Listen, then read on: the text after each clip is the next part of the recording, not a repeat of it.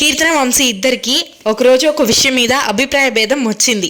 ఆ రోజు వాళ్ళిద్దరూ గొడవ పడ్డారు. చిన్న గొడవ కాస్త మాట పెరిగి పెద్దదయింది. కీర్తన్ మీద వంశీకి బాగా కోపం వచ్చి కీర్తన్ని బయటికి గెంటేసి ఎక్కడికి పోతావో పో, నా ఇంటికి మాత్రం రాకు అని మొహం మీద గట్టిగా తలుపేసేశాడు.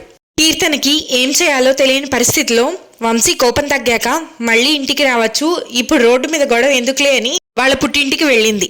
వాళ్ళ పుట్టింటికి వెళ్ళి కూర్చోగానే వాళ్ళమ్మ ఏంటే చెప్పా పెట్టకుండా వచ్చా అని అడిగింది.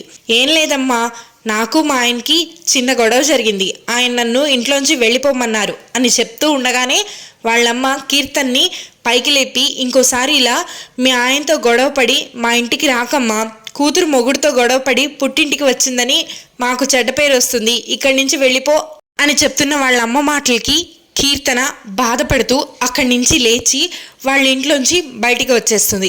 కీర్తనకి ఎటు వెళ్ళాలో తెలియక అక్కడే దగ్గరలో ఉన్న గుడిలో కూర్చుని ఏడుస్తుంది. భర్త గొడవపడి ఇంట్లోంచి వెళ్ళిపో, నా ఇంటికి రావద్దు అన్నాడు. తల్లేమో భర్తతో గొడవపడి మా ఇంటికి రావద్దు వెళ్ళిపో అంది. ఇప్పుడు కీర్తన ఎక్కడికి వెళ్ళాలి? తనకంటూ కిల్లు లేదా?